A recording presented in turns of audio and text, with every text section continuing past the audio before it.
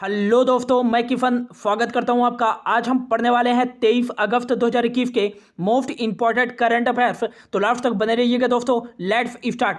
पहला क्वेश्चन है, हाल ही में कल्याण सिंह जी का निधन हो गया है, वह किस राज्य के पूर्व मुख्यमंत्री थे? तो इसका जो राइट आंसर जाएगा ऑप्शन सी, उत्तर प्रदेश के पूर्व मुख्यमंत्री एवं राज्यपाल भी थे कल्याण सिंह, जिनका हाल ही में 89 वर्ष की एज में निधन हो गया है। बाबरी मस्जिद विवाद के समय 1991-92 में यह उत्तर प्रदेश के मुख्यमंत्री बने थे।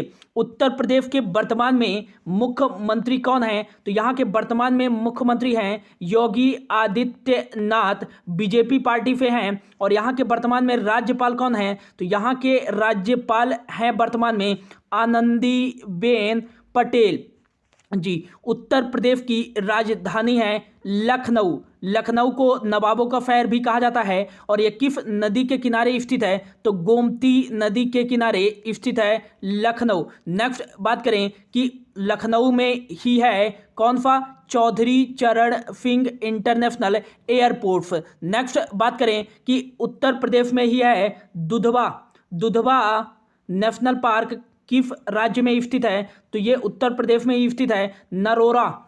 नरोरा एटॉमिक पावर स्टेशन ये उत्तर प्रदेश में ही स्थित है। और उत्तर प्रदेश के करंट अफेयर्स के बारे में बात करें तो हाल ही में उत्तर प्रदेश के मथुरा में भारत का पहला ग्रीन हाइड्रोजन प्लांट लगाया गया है। ब्रिटिश कंपनी हाउस फ्रेम की रिपोर्ट के अनुसार दुनिया का दूसरा सबसे प्रदूषित शहर उत्तर प्रदेश का ही गाजियाबाद बना है। और यदि पहला शहर पूछा जाए कि दुनिया का पहला सबसे प्रदूषित शहर है, वो चीन का है होटन। ये याद रखिएगा। और गाजियाबाद से याद रखिएगा कि ग्रीन बॉन्ड जारी करने वाला भारत का पहला नगर निगम वह गाजियाबाद ही है। और दुनिया का दूसरा सबसे प्रदूषित शहर गाजियाबाद ही है। नेक्स्ट बात करें कि पथ प्रदर्शक अभियान उत्तर प्रदेश सरकार द्वारा ही शुरू किया गया है। केला महोत्सव यह उत्तर प्रदेश में ही बनाया गया है। काला नमक चावल महोत्सव यह उत्तर प्रदेश में ही बनाया गया है। और कोविड-19 से अनाथ हुए बच्चों के लिए बाल सेवा योजना, मुख्यमंत्री बाल सेवा योजना की शुरुआत उत्तर प्रदेश सरकार द्वारा ही की गई है। इसके तहत बच्चों को 4,000 रुपये पर मंथ दिया जाएगा। नेक्स्ट, भारत का पहला एलिफेंट हॉस्पिटल कहाँ खोला गया है? तो भारत का पहला एलिफेंट हॉस्पिटल खोला गया है मथुरा में, यूपी के मथुरा में। और यदि पूछा जाए कि भारत का पहला ट्रांसजेंडर यूनिवर्सिटी ये खोला गया है उत्तर प्रदेश के कुशीनगर में। यदि यह पूछा जाए कि भारत का पहला ट्रांसजेंडर कम्युनिटी डेस्क सेंटर कहाँ खोला गया है, तो ये तेलंगाना में खोला गया है। और ट्रांसजेंडरों को सरकारी सेवाओं में 1% आरक्षण देने वाला भारत का पहला राज्य कौन सा है? तो ये याद रखिएगा, कर्नाटक है। और यदि पूछा जाए कि ट्रांसजेंडर नीति पहली बार भारत में कौन सा राज्य लागू किया था, तो 2015 में केरल ने लागू किया था।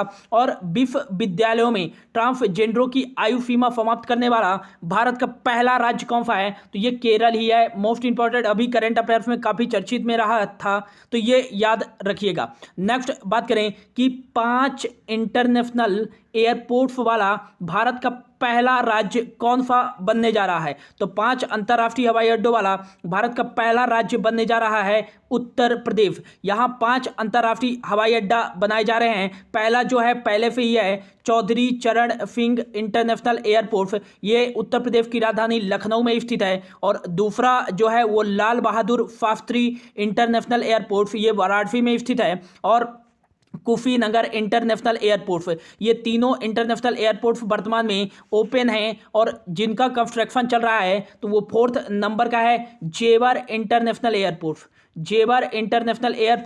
और 5th नंबर का जो है वो है श्रीराम इंटरनेशनल एयरपोर्ट। इन दोनों इंटरनेशनल एयरपोर्ट्स के बन जाने से उत्तर प्रदेश भारत का एकमात्र ऐसा राज्य होगा जहां 5 इंटरनेशनल एयरपोर्ट्स हो जाएंगे। बढ़ते हैं अगले क्वेश्चन की ओर। अगला जो क्वेश्चन है, हाल ही में भारत के सबसे ऊंचे हर्बल पार्क का उद्घाटन कहाँ किया गया है? तो इसका जो राइट आंसर जाएगा भारत के सबसे ऊंचे हर्बल पार्क का उद्घाटन ऑप्शन सी उत्तराखंड में किया गया है। हर्बल पार्क के अंतर्गत 40 प्रजातियां आती हैं। इसके तहत औषधियाँ भी आती हैं। कई संकटग्रस्त प्रजाति जो लुप्त होने की कगार पे हैं, तो इस हर्बल पार्क में इन संकटग्रस्त और लुप्त प्राय प्रजातियों की क्या की जाएगी? संरक्षण किया जाएगा। और हर्बल पार्क यह भारत का सबसे ऊंचा हर्बल पार्क है जो भारत और चीन की सीमा पर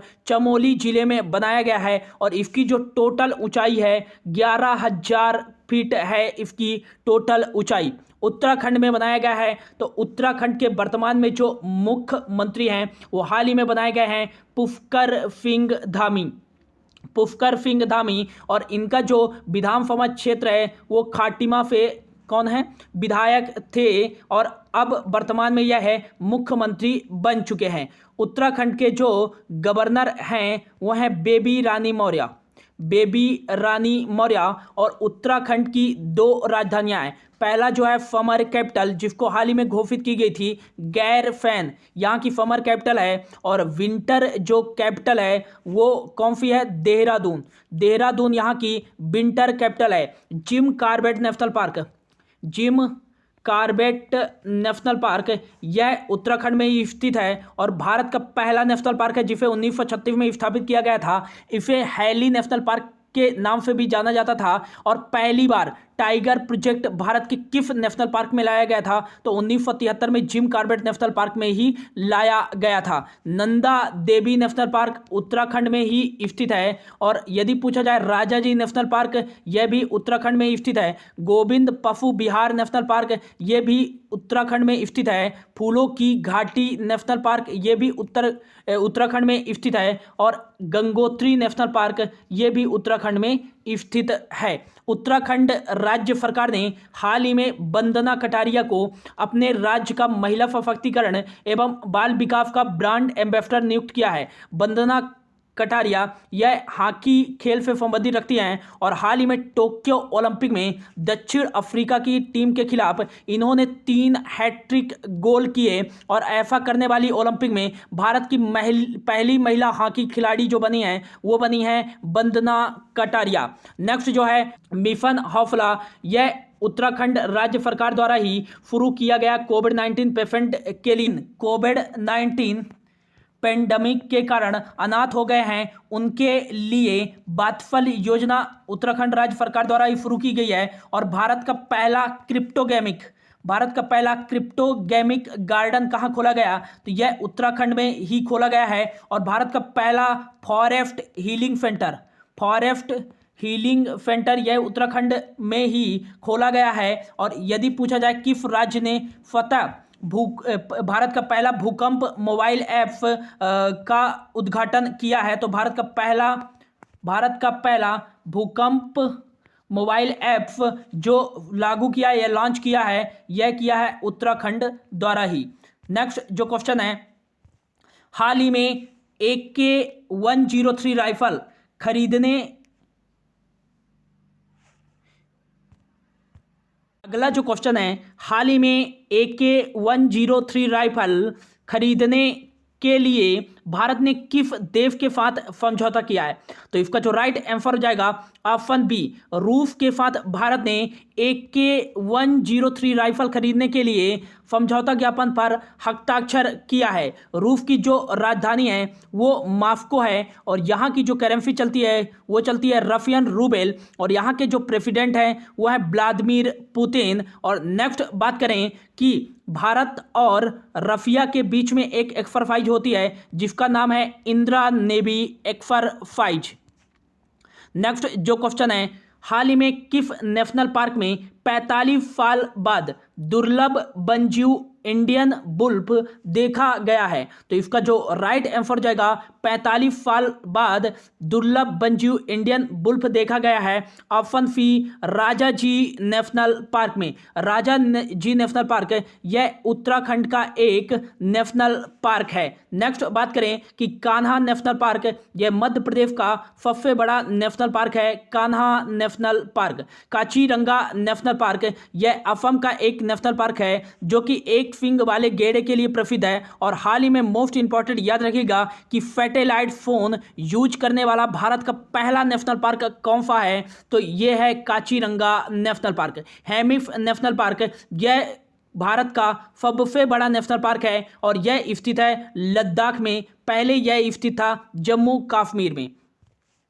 नेक्स्ट जो क्वेश्चन है, हाल ही में अंडर-20 वर्ल्ड एथलेटिक्स चैंपियनशिप में पहली बार किस भारतीय ने सिल्वर मेडल जीता है? तो अंडर-20 वर्ल्ड एथलेटिक्स चैंपियनशिप का जो आयोजन किया जा रहा है वो किया जा रहा है केन्या की राजधानी नैरोबी में किया जा रहा है। और हाल ही में अंडर-20 वर्ल्ड एथलेटिक्स चैंपियनशिप में पहली बार 10,000 मीटर की वॉक रेस में पहली बार भारत ने इस श्रेणी में सिल्वर मेडल जीता है। और किसने जीता है? ऑप्शन बी अमित खत्री ने। अमित खत्री ने इस 10,000 मीटर वॉक रेस को पूरा किया है 42 मिनट 17.49 सेकेंड में। और भारत ने इस श्रेणी में पहली बार सिल्वर मेडल जीता है। मोस्ट इंपॉर्टेंट याद रखिएगा किसने जीता है सिल्वर मेडल?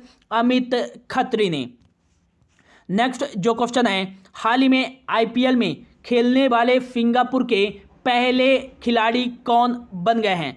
तो आईपीएल में खेलने वाले सिंगापुर के पहले खिलाड़ी बन जाएंगे option C Tin David. Tin David Singapore से हैं और ये रॉयल चैलेंजर बेंगलुरु के लिए 2021 के 14वें संस्करण का जो मैच हो रहा है उसके दूसरे चरण में रॉयल चैलेंजर बेंगलुरु के लिए खेलेंगे टिन डेविड। और यह आईपीएल में खेलने वाले सिंगापुर के पहले खिलाड़ी हैं।